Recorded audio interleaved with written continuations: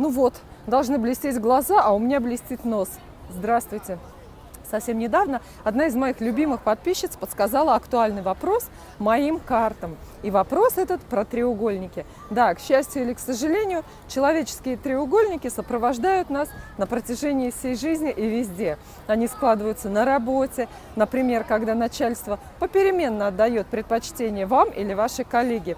Иногда простая семья, мама, папа и ребенок, тоже представляет собой запутанный треугольник человеческий.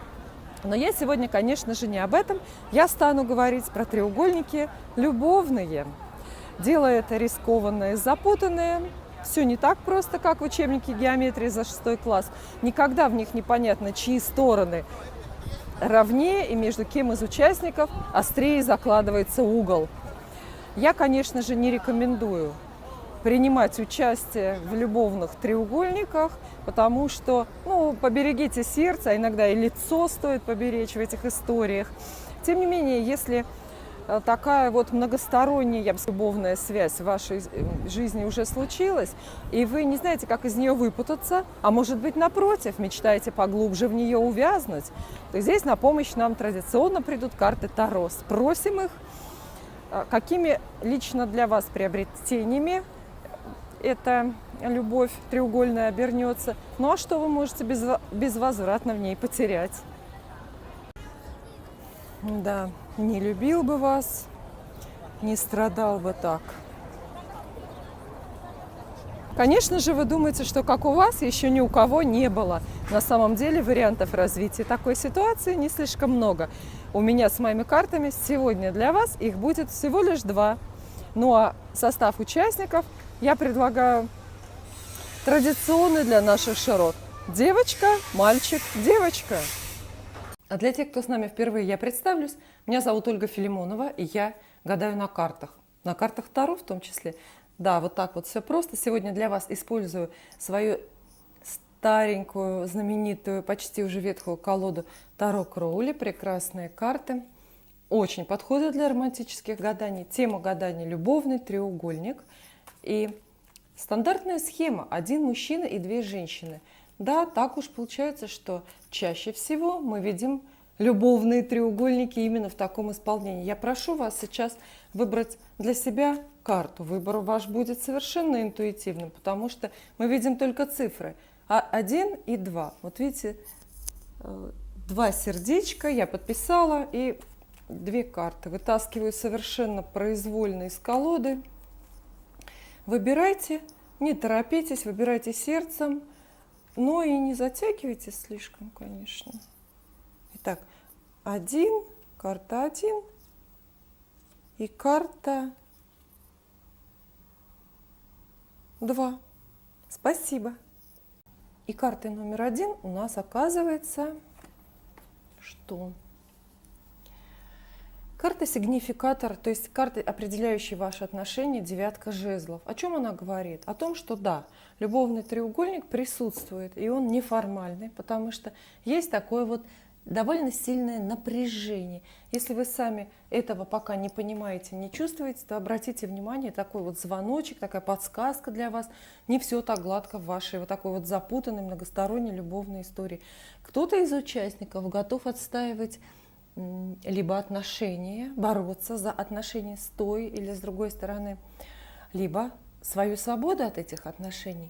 Ответы на эти вопросы мы увидим в картах дальше. Но в гаданиях на любовь жезлы всегда говорят, во-первых, про время. Они говорят о том, что очень скоро что-то произойдет, что-то поменяет ход событий для вас, троих, так скажем.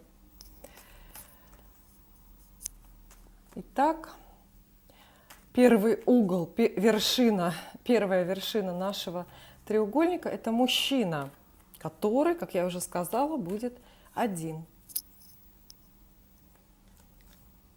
Он и его позиция здесь. Ага. Ну что ж, ничего удивительного, тайные планы приходится скрывать. Лгать, кстати, это одна из главных картов про обман в колоде Таро.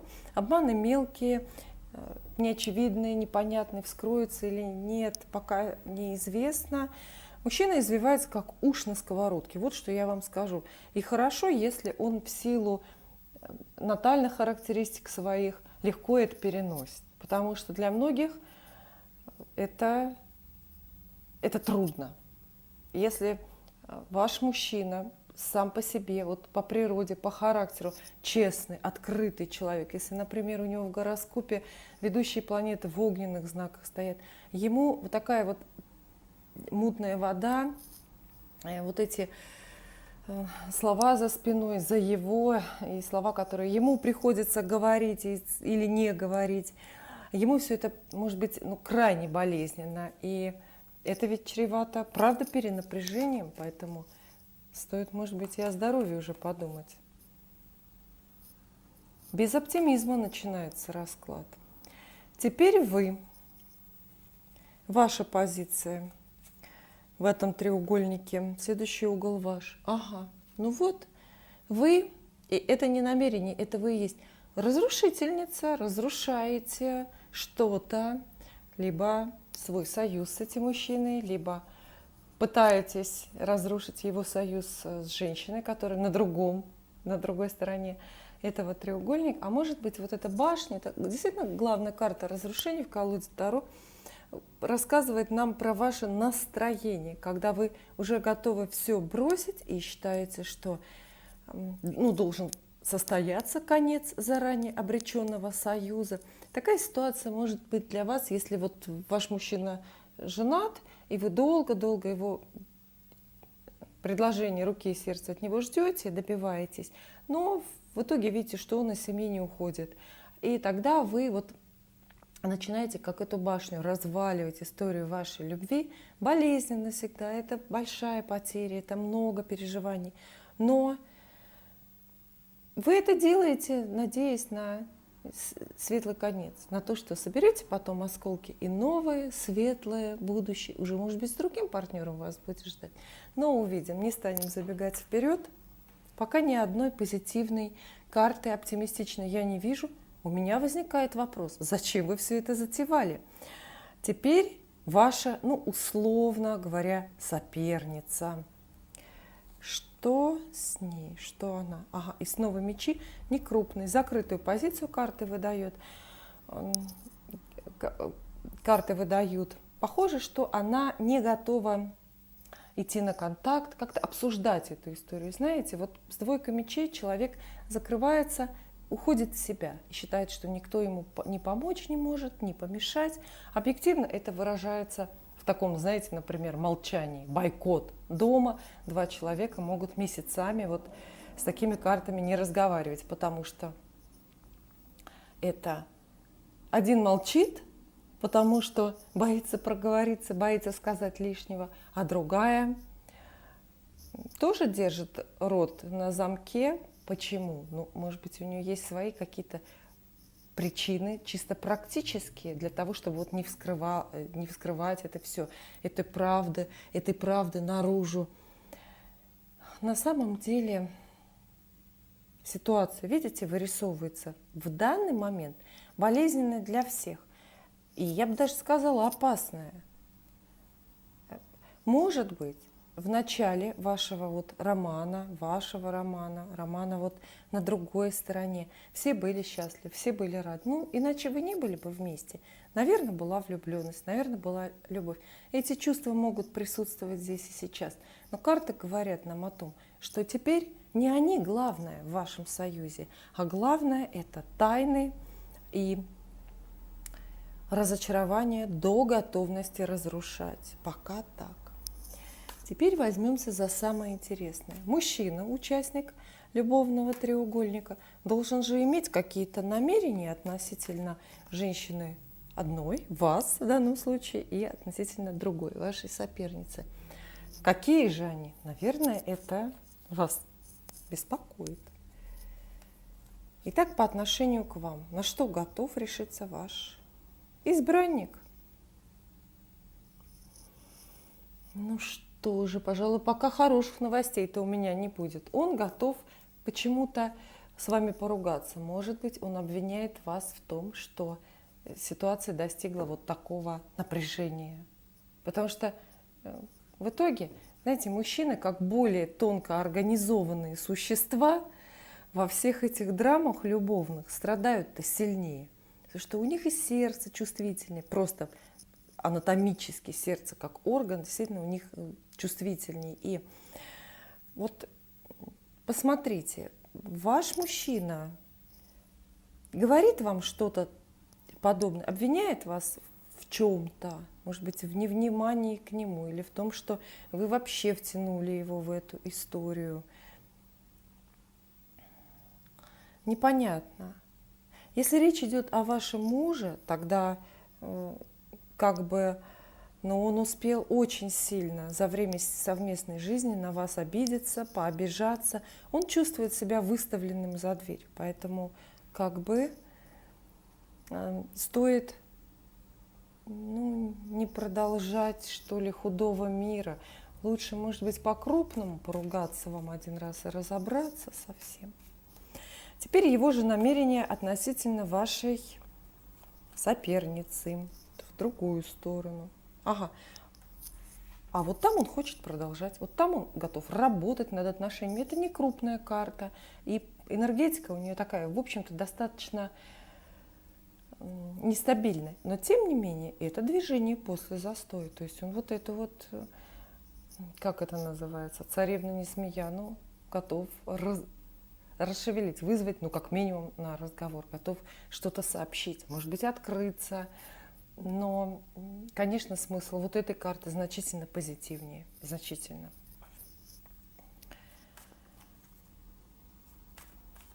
Что чувствуете вы к вашей сопернице? Ощущаете от ее существования, от ее присутствия в этой истории прям несвободу. Вам кажется, что это именно она причина того, что вы с вашим мужчиной не вместе. Вот она, 8 мечей, карта вмешательства третьих лиц, вероломная, активная, которая не разбирает средства. Как относится ваша соперница к вам? Ну что ж, относится она очень-очень серьезно. Она вас боится, скажу я так, что ли, потому что это карта влюбленной, главная карта выбора старших арканов Таро. И ваша соперница в этом треугольнике действительно думает, что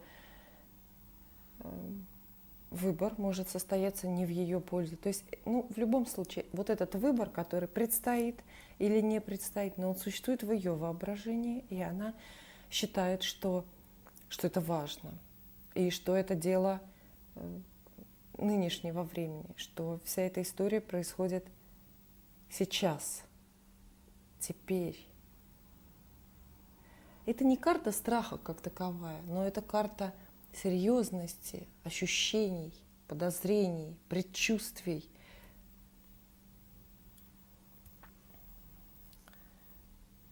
Ваши намерения относительно мужчины.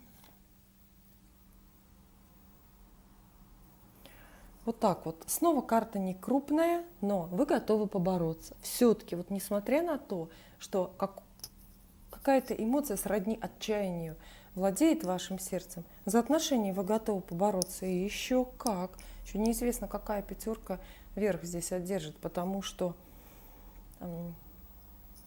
это карта конкуренции. Она как нельзя более уместно в гадании на любовный треугольник, потому что любовный треугольник — это и есть, по сути, такая вот конкуренция, перенесенная в рамки личной, романтической жизни. Это здоровая позиция, достаточно оправданная, наверное.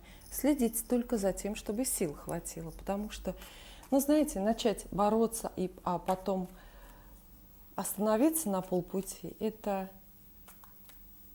путь к саморазрушению, осадок оставляет.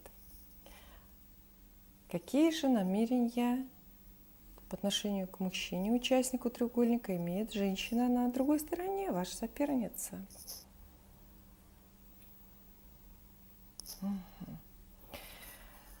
У нее, похоже, побольше ресурсов, потому что ей крупнее карта достается. Деньги, материальные ценности, не всегда материальные. Здесь могут быть еще и какие-то физические ресурсы. То есть женщина это, конечно, готова работать над тем, чтобы отношения здесь сохранять. Но работать ей как бы не приходится. Вот при том, что у вас бой с ветряными мельницами, она достаточно спокойно сидит на своем сундучке с, ну, знаете, с заначками всевозможными и ждет, когда судьба повернет любимого в ее сторону. Десятка пентаклей – это карта семейных денег, карта дома, карта общего жилья, недвижимости, ну и так далее. Если говорить о сильных или проблемных позициях, то здесь, пожалуй, рискуете провалиться вы во всей этой истории. Но не расстраивайтесь раньше времени.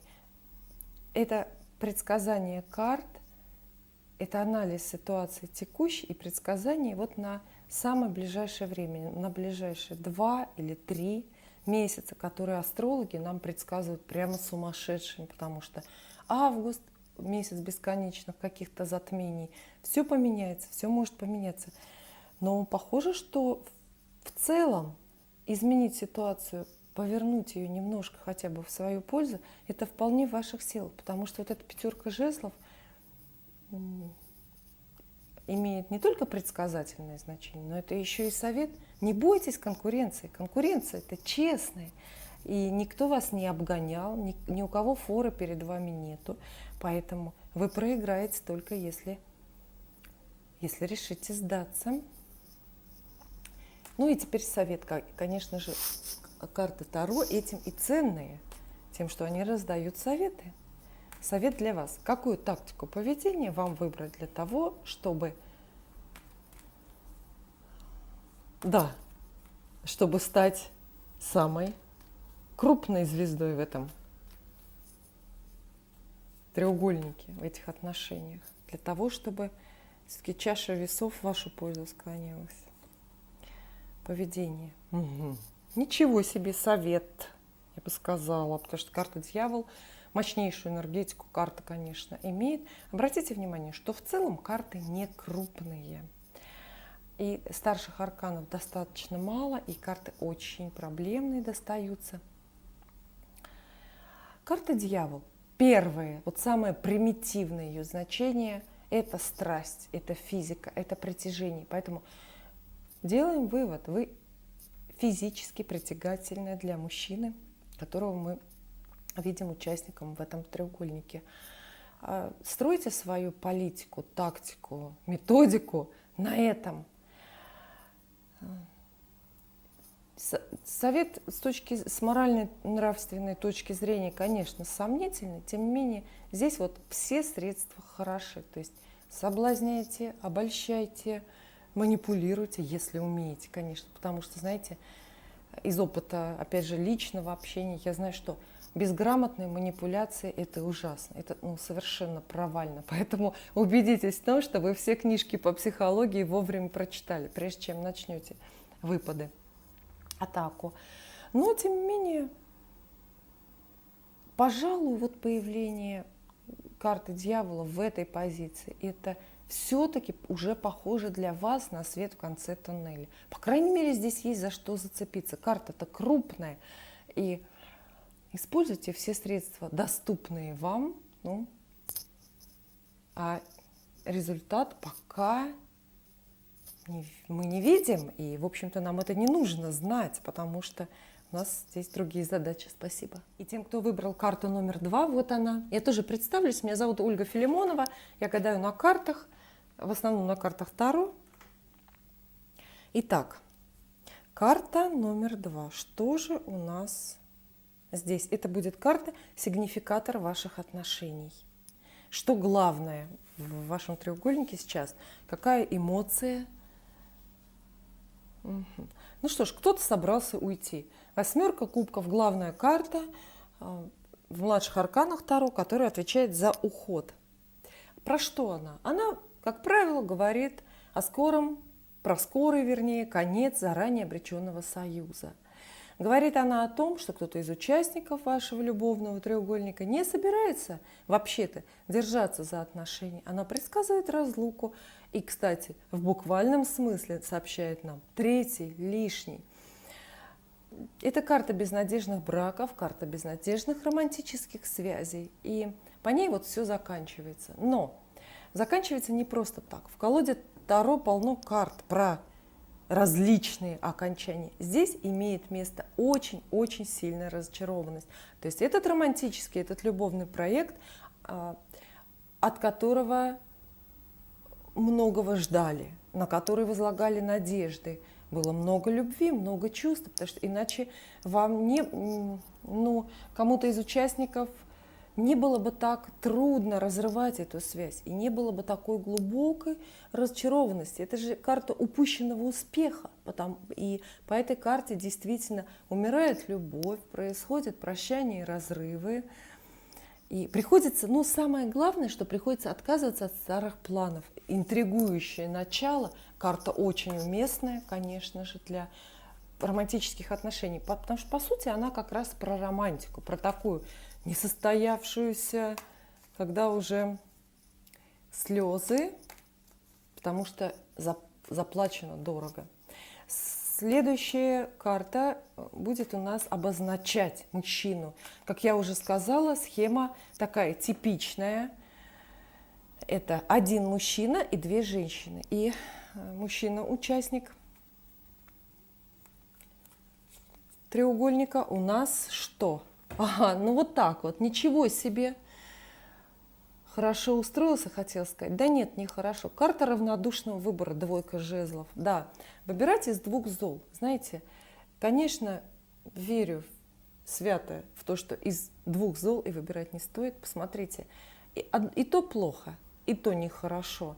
Может быть, в гороскопе, в его натальных характеристиках есть предпосылки к таким колебаниям, но в любом случае, в настоящий момент, а я делаю анализ ситуации в текущий момент и на предстоящие такие активные август, сентябрь 2017 года, астрологи говорят, что это будут месяцы просто сумасшедшие, когда все поменяется, когда будет много затмений, в том числе и в людских головах, наверное, и в сердцах. Но да, мужчина прям стоит перед выбором. Не крупный, какой-то не судьбоносный. Я не скажу, что он прям денно и ночно, 24/7 думает про то, кого же выбрать из женщин, с которыми он встречается. Нет. Выбор такой знаете, не крупный, между делами, между работами, между друзьями. Задумывается, может быть, конкретно. Причем это повседневный выбор, мелкий. С такой картой он может просто вечером после рабочего дня подумать, куда ему ехать. По одному адресу или по другому. Вы меня поняли. Это не слишком проблемная карта. Рано или поздно состояние по двойкам проходит. Вернее, даже скорее рано, чем поздно. Оно быстро заканчивается, эта нерешительность двоек, Таро. Поэтому одномоментно, именно сейчас, что-то заставляет его не отдавать предпочтение ни одной из любовных историй, ни одной из сторон в этом треугольнике. Мы его так представим себе условно. Следующая ваша карта. Сейчас будьте внимательны. Это, наверное, самое главное будет. Итак, вы здесь. Ага, вот так вот. Ну что ж, у вас позиция вообще-то не легче. Да, иногда создать искусственную изоляцию, искусственно дистанцироваться от мужчины, чтобы помочь ему сделать выбор, чтобы он, знаете, задумался, напугался, повыбирал, подтолкнуть его в свою сторону. Иногда это бывает полезно. Карты говорят о том, что вы создаете разлуку. Иногда это разлука, кстати, по объективным причинам. То есть вы уехали, например, таким образом лишили вашего избранника возможности вас видеть. А может быть, вы заблокировали даже его контакты в телефоне или в социальных сетях для того, чтобы он также помучился в разлуке, что ли. В общем, разлука. Сами вы ее захотели, создали, или случилась она, неважно. Но это мечи. это все-таки чувство. Знаете, вот если бы чувств не было, то вот ни кубков, ни мечей вот этих здесь бы не было. Это не крупные карты, грустные карты, но все-таки они про чувства, все-таки они про любовь. Дальше следующая карта – это ваша соперница. Согласно схеме, которую я предлагаю, ваша соперница, ее позиции. Ага. Вот так вот. История принимает совершенно неожиданный оборот. Просто совершенно неожиданный оборот. Она удивительно уверенные позиции имеет в этом треугольнике. Вот совершенно не беспокоится о том, чтобы мужчину к себе привлекать, чтобы как-то его склонять, что ли, на свою сторону. Она может быть просто не в курсе того, что у него есть еще одна параллельная вот романтическая такая история, потому что ничто не заставляет ее сомневаться, колебаться. Но король Пентаклей – это карта сигнификатора мужа в колоде Таро. Поэтому ее появление объяснимо, если на той стороне супружеская пара. То есть если у вас роман с женатым мужчиной, то его жена видит в нем мужа, добытчика, каменную стену, что еще, совершенно в нем уверена. И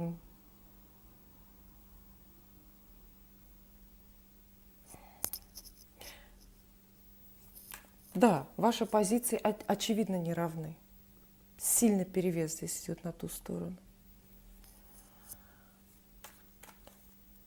Намерение вашего мужчины сейчас оценим по отношению к вам и по отношению к женщине второй.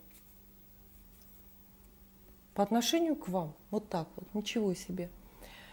Переживания, эмоции негативные, но либо преждевременные, либо надуманные, либо вообще придуманные. Своеобразное астрологическое соответствие карты имеет Марс в Близнецах. Вот Марсу в Близнецах делать нечего, особенно в гороскопе мужчины. И такое поведение, карта называется истерика, на минуточку. Истерическое поведение для мужчины это всегда не подходит. Это, для мужчины это всегда терять лицо. Слова, да, могут быть, но больше чувств, больше его эмоций. Это карта страха, карта отчаяния. Поэтому если он действительно находится вот в таком вот устойчивом браке, например, и имеет связь на стороне, то он уже об этом очень-очень сильно пожалел. Хотя иногда, я обращаю внимание, вот по опыту личных гаданий, часто все-таки вот эта девятка мечей выпадает людям, у которых просто характер такой, которые так реагируют на любой стресс, на любую точку дискомфорта в своей жизни.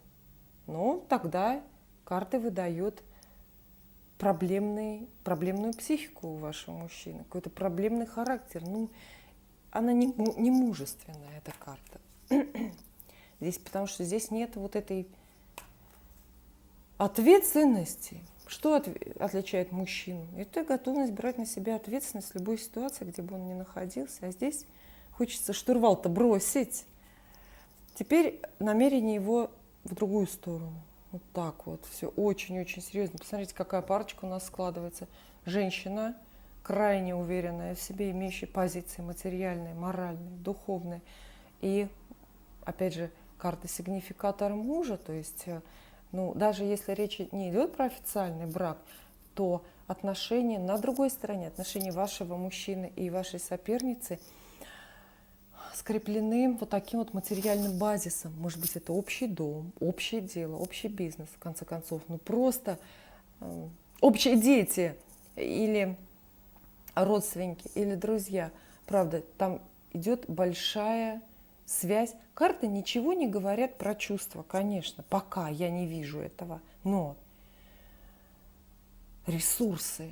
А ресурсы – это ключевое слово в любви, потому что у кого ресурсы, это основы экономической теории. У кого ресурсы, тот владеет всем. И как это грустно бы ни звучало, тот владеет и любовью, и привлекательностью романтической. Теперь давайте посмотрим ваши отношения, проанализируем ваши отношения к вашей сопернице. Ну, вы-то про нее точно знаете, раз вы смотрите это видео про треугольник. Ваши отношения к вашей сопернице. Очень-очень негативная, крайне негативная. Карта отчаяния, карта разрушения. То есть вы, конечно, предпочли бы, чтобы ее не было. Ну, такая позиция понятна, но здесь вы успели расчувствоваться, распереживаться на тему той женщины слишком уж сильно. Может быть, имели уже контакты какие-то, может быть, она заставила вас, ну, не знаю, поплакать, пострадать, может быть, она спровоцировала с вашей стороны такую к ней нелюбовь. Не знаю. Ну, карта, позиция ваша очень похожа на отчаяние и нежелание принимать, понимать, что ли, точку зрения другой стороны. То есть здесь, не знаю, ни капли пощады, сострадания, что ли. Теперь, как относится соперница к вам? Она может про вас и не знать, теоретически. Да, похоже, что она про вас не знает. Видите, как я угадала? Ни сном, ни духом. Прям вообще не догадывается. Потому что посмотрите, как идиллически складываются у нее, в свою очередь, отношения с этим мужчиной, на котором замыкается наш треугольник. Абсолютная гармония, причем она похожа на семейную даже гармонию. Повторюсь, здесь может быть и не брак. Брак может быть как раз у вас. Но там очень большая связь. Причем она вот по всем параметрам, по любым критериям. Физическое притяжение, материальные ресурсы. И гармония в общении, какая-то душевная, духовная гармония. Но вот так. Намерения ваши. Теперь посмотрим по отношению к мужчине. Ваши мечты, что вы хотите делать? Ага. Ну что же, работать над отношениями по плану. Карты говорят о том, что вы, в принципе, очень ответственно на всю эту историю смотрите, несмотря на вот такие вот тяжелые мечи, которые вам достались. У вас тоже есть ресурсы, потому что у вас тоже появляются пентакли. Есть и физическая привлекательность, есть и какая-то практичность, что ли, вы можете заботиться о мужчине, про которого вы сейчас спрашиваете. Да, снова речь идет про возможности, про какую-то вашу ценность в этих отношениях. И вы, это карта движения, вот рыцари это же карта движения, поэтому вы готовите какое-то предложение со своей стороны. И правильно делайте, готовьте, потому что если вы решили, что это любовь, за которую стоит бороться, вот такая борьба, она, пожалуй, будет в этой ситуации самая уместная, самая здоровая и правильно. Главное ведь не скандалить, а вот так вот действовать по плану и видеть перспективу и последовательно к ней двигаться, это очень хорошо. Какие планы в этой любовной, запутанной истории у вашей соперницы? Прекрасный. Я в очередной раз убеждаюсь в том, что вот для этой стороны треугольника это вообще не треугольник. Потому что женщина на той стороне о вашем существовании не знает. И с мужчиной имеет совершенную гармонию, которую собирается продолжать. Посмотрите, двойка кубков. Это главная карта любви, примирения, понимания, взаимопонимания, семейной жизни, да чего угодно. Деторождение, в конце концов, в младших арканах Таро. Поэтому для нее как было все прекрасно в их союзе, так, в общем-то, и остается на своих местах. Посмотрите. И теперь мы закончим, пожалуй, с предсказательной частью гадания. Попросим у карт для вас совет. Какое поведение будет наиболее, ваше поведение будет наиболее правильным сейчас для того, чтобы склонить чашу весов в свою сторону, для того, чтобы ваш мужчина, выбрал вас, в общем, потому что, видите, у него как раз выбор. Он как раз как будто бы вот с такими весами электронными или механическими подходит к выбору сейчас. Итак, что вам посоветуют карты? Ну, достаточно противоречивый. Если мы говорим про какую-то активность на грани эгоизма, то нет, нет и нет. Ни в коем случае медленная карта, четверка кубков. Вот для любви в целом не оптимистичная, потому что эта карта, с одной стороны, пресыщение. Эта карта, ее называют картой холостяков и старых дев, но таких, которым просто нравится быть одним. Но это еще и карта кумиров. Поэтому пусть все будет медленно. Старайтесь принимать философски и с благодарностью одиночество, по крайней мере, те периоды одиночества, которые неизбежны, когда есть любовный треугольник, потому что, знаете, жене сказал, что пошел к любовнице, любовница сказала, что пошел к жене, а сам работать, работать и работать. Так вот, надо много думать, что я могу сказать. Очевидного совета для вас нет. Потому что вот эта четверка кубков, с одной стороны, задает вам вопрос, а почему вам одной-то не живется? Зачем вам вся эта история так сильно нужна, если вы не можете не понимать? Похоже, у вас такие острые карты, похоже, что вы прекрасно догадываетесь, что вся эта история, что в этой истории у вас самая слабая позиция. С другой стороны, карта говорит о том, что у вас ведь есть еще вот по этой карте мы проходим мимо реальных шансов, потому что задираем голову вверх и устремляем свои романтические мечты к какому-то кумиру. Вот подумайте, не про вас ли это? Может быть, вот этот мужчина, вы как-то узко смотрите, и вы его идеализируете, и он вам кажется последним мужчиной на земле.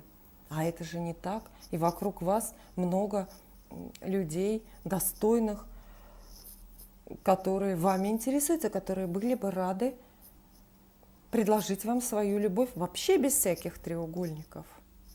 Есть о чем подумать. Спасибо.